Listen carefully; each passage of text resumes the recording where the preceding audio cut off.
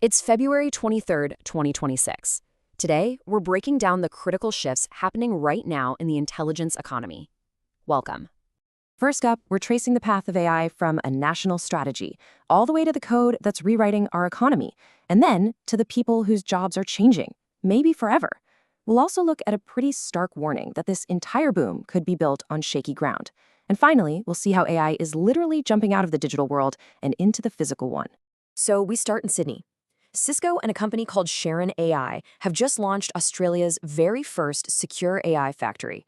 Now, this is a huge strategic move. It was designed from the ground up to keep all data processing, all that advanced model training, right there within Australian borders. The goal? It's crystal clear. Build up their own national AI capability without having to rely on anyone else's infrastructure. It's a trend people are starting to call compute nationalism. So what's under the hood? Well, the factory's horsepower comes from a cluster of over 1,000 NVIDIA Blackwell Ultra GPUs. That's the engine for the really high-performance training. But what's really crucial here is how it's all connected. You've got Cisco's networking fabric making sure data moves at lightning speed, and their security plane locking everything down. But the most important piece of the puzzle? The data location. It is strictly onshore, and that guarantees national data sovereignty. And really, here's the bottom line. A nation's competitive advantage isn't just about who has the cleverest algorithms anymore. It's increasingly about the security and resilience of the physical hardware that those algorithms run on. If you own your compute, you own your digital future. It's that simple. Okay, so we've seen the hardware foundation. Now let's talk about the software that's being built on top of it, because it is completely reshaping global markets. And it starts with a brand new protocol from Google. Google has just officially rolled out something called the Universal Commerce Protocol, or UCP. The best way to think about it is like a universal language for online shopping. See, it's an open source standard, and it's designed to solve a massive headache for developers. Right now, every AI agent has to be custom built to talk to every single online store. Well, UCP changes that. It allows any agent to interact with any retailer, which means an AI can now handle the entire shopping trip for you, from just a vague idea all the way to a completed purchase. And look, this isn't just some concept they're testing. The UCP is launching with a really powerful group of partners. We're talking major players: Shopify, Walmart, Target. They're all already on board. They're integrating this protocol right now to make their huge inventories ready for AI agents to discover and buy from. This is a massive shift in the e-commerce landscape. And this brings us to the new reality for anyone selling anything online. The entire era of search engine optimization, it's over. We are now living in the age of answer engine optimization. You see, visibility isn't about keywords or being the first link on a search page anymore. It's about having structured, verifiable product data. The industry is calling it catalog readiness. Basically, if an AI agent can't trust that your product is the correct answer to a person's need, you might as well not exist. Of course, these huge technological leaps, they always have human consequences. So let's turn now to the direct impact all of this is having on the professional workforce.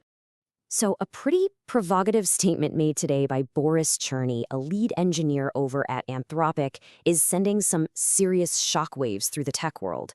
He predicts that the traditional role of a software engineer could be obsolete by the end of this year. He's saying the job is shifting away from manually writing code, getting the syntax just right, and moving towards orchestrating entire teams of autonomous AI systems that build, test, and deploy software all by themselves. And this isn't just one guy's opinion. The economic data is absolutely backing this up. Just look at the explosion in the low-code and no-code market. It's projected to more than triple just this year. Platforms like Anthropic's own Cowork, which lets people who aren't even technical build complex tools just using natural language, are what's driving this whole trend. So the big takeaway here for anyone in the digital economy is that the very nature of value is changing. The premium isn't on the person who can do the technical task anymore. It's on the person who can direct the AI system that does it. The future really belongs to the orchestrators, not just the operators. But in the middle of all this incredible innovation, a powerful counter-narrative is coming out of the world of finance. Today's central tension comes from a well-known investor who thinks this whole AI boom might be a house of cards. And this is the number at the heart of the whole debate: $660 billion. That is the unbelievable amount the big tech companies, we're talking Alphabet, Amazon, Meta, Microsoft, are projected to spend on AI capital expenditure this year alone. And it's that number that has caught the eye of Michael Burry. Burry's argument is something he's calling the depreciation trap. Here's how it works. On the books, companies are saying their ultra-expensive GPUs have a useful life of about 6 years. But Burry's looking at the speed of innovation and says, no way. He argues that hardware is going to be obsolete in as little as 2.5 years. And if he's right, it means that these tech giants could be overstating their earnings by as much as 62%. So why does this matter? Well, it suggests the entire AI-driven stock market rally could be based on some pretty faulty accounting. It creates what some are calling an inference gap. That's where the cost to actually provide AI services is way higher than the revenue they're bringing in. The risk here is a colossal write-down in the coming years, which could potentially trigger a massive debt bubble. All right, let's pivot now from the digital and financial worlds to the tangible one. Because while this debate over balance sheets rages on, AI is quietly being integrated into the steel and concrete of heavy industry. And this is not science fiction, this is happening today. The industrial tech firm Hexagon just announced it's using digital twins. These are perfect virtual copies of factories to train robots for super high precision manufacturing. Meanwhile, in the defense sector, HII is now using AI-powered robots from a company called Path Robotics to perform autonomous welding on U.S. Navy ships.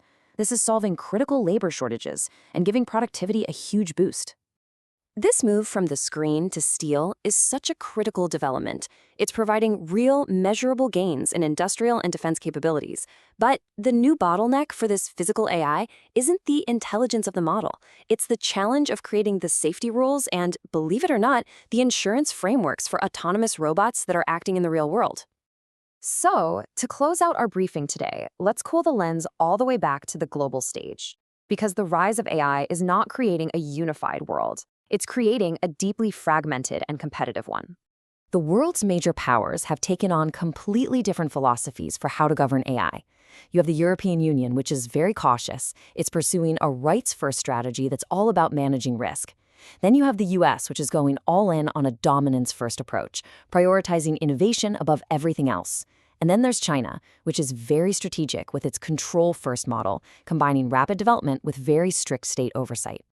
And the consequence of all this fragmentation is what looks like a new form of digital inequality. Developing nations that don't have their own sovereign compute are being forced into a choice between adopting either American or Chinese AI ecosystems. And this risks concentrating the power of intelligence and agency in the hands of just a few wealthy nations, making the global wealth gap even wider. Which brings us to our final question for the day. We've seen AI become a sovereign asset, a commercial agent, an industrial worker, and a geopolitical tool. But as these systems move from just assisting humans to acting entirely on their own, the defining question of our time becomes, who or what truly owns the agency?